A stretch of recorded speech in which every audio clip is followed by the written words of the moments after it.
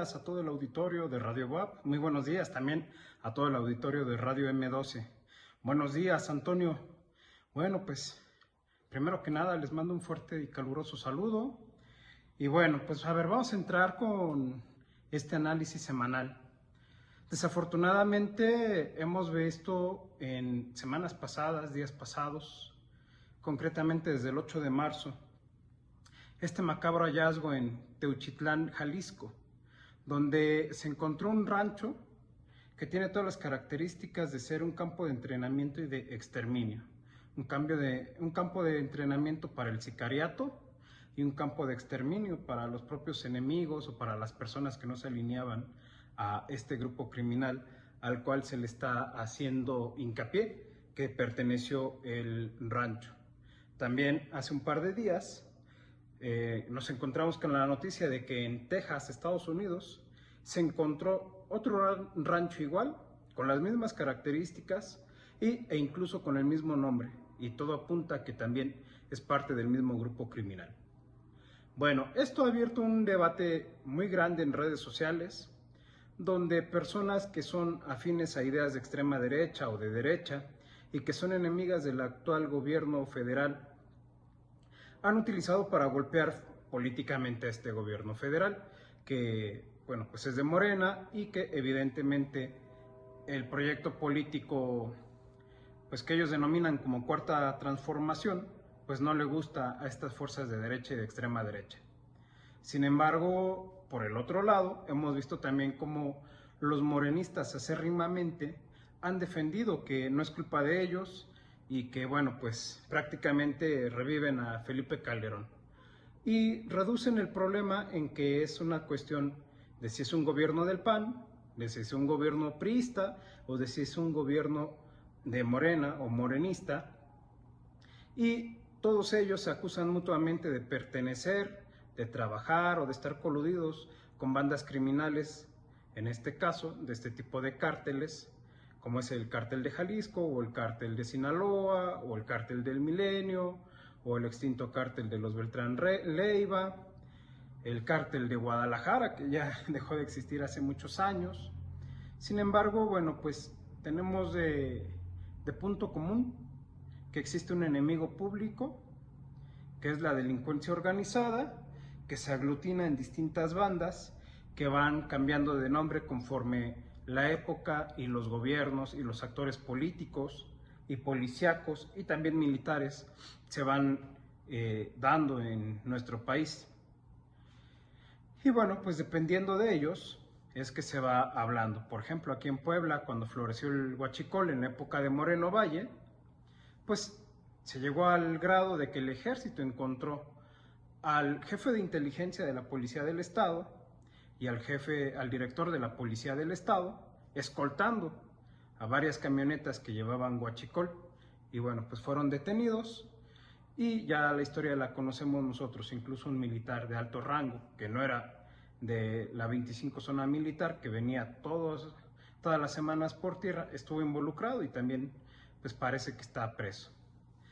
¿Por qué recuerdo esto? Bueno, pues porque tenemos que ver a la delincuencia organizada, al crimen, como lo que es.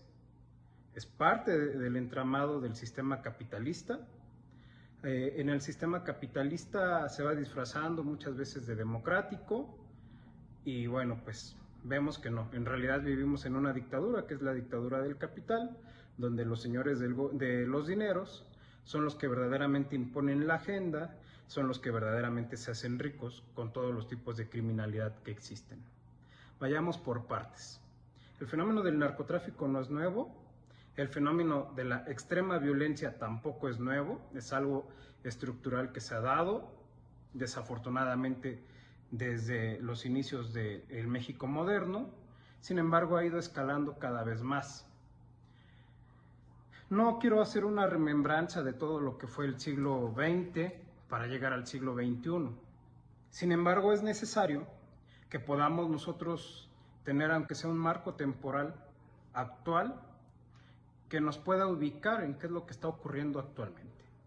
Pues bien, la violencia extrema de la delincuencia organizada, que no solamente se reduce al narcotráfico, sino también al cobro de piso, al secuestro, a la trata de personas en todas sus modalidades, desde explotación sexual hasta explotación laboral.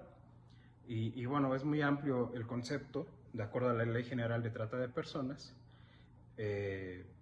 la piratería, y bueno, híjole, es que es muy amplio el tema de la delincuencia organizada, y cada vez más, incluso el marco el catálogo de delitos se ve rebasado por la propia realidad. Hoy incluso están los préstamos gota a gota, donde pues los colombianos supuestamente pues aprovechan de la necesidad de la gente para prestarles a intereses muy altos, y después pues les cobran incluso con sus propias vidas. Bueno, haciendo una recapitulación de todo esto, tenemos que recordar que la violencia extrema en México, reconocida abiertamente, empezó con la llamada guerra contra el narcotráfico, emprendida e iniciada por Felipe Calderón Hinojosa. Felipe Calderón Hinojosa llegó en un contexto de deslegitimación, donde se le acusaba de fraude, donde el país prácticamente estaba al borde de la ingobernabilidad política, y la única forma que encontró para él poderse asir del poder de la presidencia fue a través de sacar al ejército en las calles. Al sacar al ejército en las calles ocurrió un fenómeno. Primero, el ejército mexicano, que era conocido como un ejército de paz, se desprestigió totalmente, se fue corrompiendo, y la violencia extrema llegó a puntos inimaginables, puntos donde la cifra de muertos nunca antes había alcanzado. Por primera vez en el sexenio de Felipe Calderón fueron a la alza, y de ahí a la fecha, cada año es una cifra prácticamente histórica que nunca había conocido a nuestro país. Y me remito a esta cuestión porque justamente en el sexenio de Felipe Calderón se dio la matanza de San Fernando y se dio la masacre de Allende.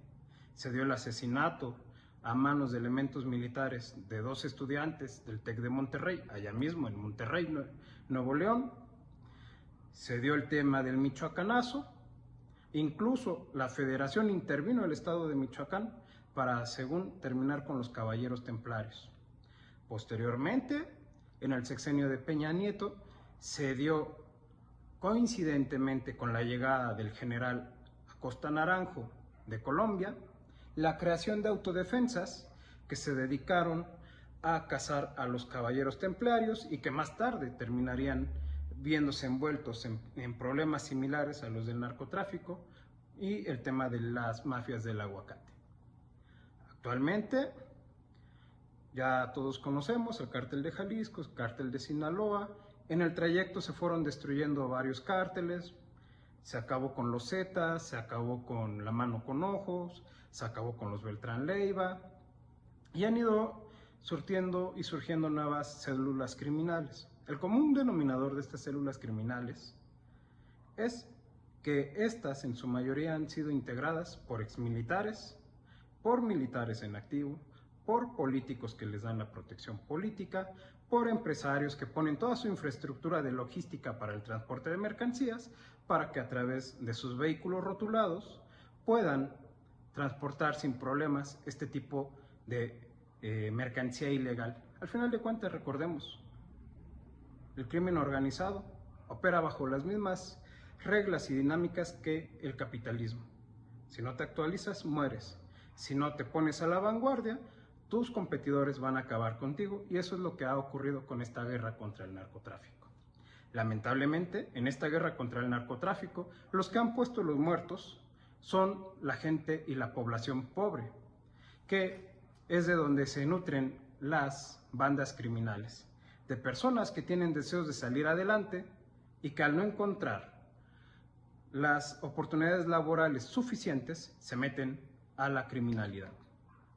Y es aquí donde encuentran ellos un respiro para esa precaria economía, que es un ejército de reserva en los hechos. El capital, la sociedad capitalista necesita un ejército de reserva, necesita el lumpenproletariado para poder someter por la fuerza al proletariado, que pueda desarrollar una conciencia de clase y que pueda exigir y luchar por la toma del poder.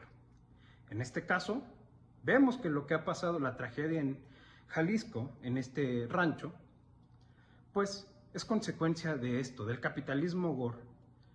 Hoy, actualmente, México no está aislado. Hay reportes de inteligencia, tanto de los propios Estados Unidos, de la inteligencia rusa, de la inteligencia mexicana, de que más de la mitad del cargamento de armas y municiones que fueron donados a Zelensky para que los ocupara en su guerra de Ucrania, que estaba combatiendo a Rusia, están en territorio mexicano. Y esto nos habla de todo un entramado internacional, de todo un rollo, un entramado internacional que se llama un negocio que se llama tráfico de armas, que aquí en México está matando con la violencia extrema. ¿Para qué? Para que se puedan comercializar narcóticos ilegales que en Estados Unidos, que en nuestro territorio, se han convertido en un problema de salud pública y que está cobrando muchas vidas, de manera directa o indirecta. Pero sobre todo, está haciendo lo que a los capitalistas les encanta más. Ganancias rápidas, súper grandes y que no son fiscalizables por ningún gobierno porque es dinero ilegal. Sin embargo, para eso están los grandes conglomerados, los bancos internacionales, las entidades financieras que les pueden lavar ese dinero. Y entonces nosotros vemos como resultado que al que criminalizan de mayor forma, pues es al pobre que se volvió narcomenudista, es al pobre que se metió al negocio ilegal del secuestro, pero nunca hemos visto que hayan procesado algún empresario de altos vuelos, algún banquero de altos vuelos, que hayan puesto su infraestructura para transportar todo este tema de las drogas, de armas, o a los financieros, a los banqueros que se dedicaron a lavar el dinero manchado de sangre que proviene de toda esta violencia. Este no es un fenómeno nuevo.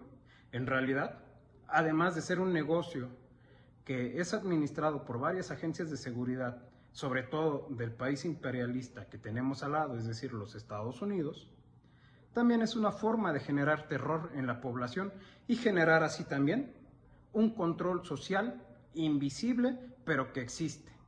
Hoy la gente le tiene más miedo a la delincuencia que a las propias normas legales, que a las propias policías, que también, hay que decirlo, en muchas ocasiones, y sin generalizar, la policía y las fuerzas de seguridad del Estado no se distinguen de las fuerzas de grupos paramilitares disfrazados de bandas delincuenciales. No generalizo porque también hay elementos policíacos, militares, que están haciendo algo o están intentando hacer algo. Sin embargo, las acciones individuales poco pueden hacer ante todo un sistema que está diseñado para ello. Y aquí es donde yo hago el atento llamado. Se ha puesto muy de moda que las ideas de Bukele, de militarizar, de crear un enemigo público, de imprimir una fuerza desmedida de represión hacia el pueblo, se haga en México. Es más, con un evento tan descomunal, tan desagradable, tan deshumanizado como lo que ocurrió en Jalisco, muchas voces están pidiendo que se imponga un estado policíaco en México, no importándoles la violación de derechos humanos, no importándoles la pérdida de libertades individuales. ¿Por qué? Porque nos han llevado como sociedad a tal extremo, bombardeados de toda esta cultura de narcocorridos, de corridos tumbados, de series donde se glorifica a los grandes capos del narcotráfico, que han sido tolerados por el Estado, porque ningún gobierno es más débil que cualquier banda. Al contrario, todos los estados-nación son más fuertes que cualquier banda de delincuencia organizada. Lo que falta es que quieran verdaderamente destruirla. Sin embargo, como yo hace rato decía, como es parte del propio sistema capitalista, por lo general, y como también son las bases no institucionalizadas, son los grupos paramilitares del Estado para poder ejercer un control social para que la gente no se organice, no se rebele y no se levante por conquistar el poder, es que no lo hacen los estados-nación. Veamos esta perspectiva desde la lucha de clases y dejémosla de ver desde los partidos políticos pertenecientes a la burguesía. Veamos desde los intereses de la clase proletaria a los intereses de la clase capitalista y de los imperialistas. Por el momento es todo, les mando un fuerte abrazo y sigamos atentos. Muchas gracias.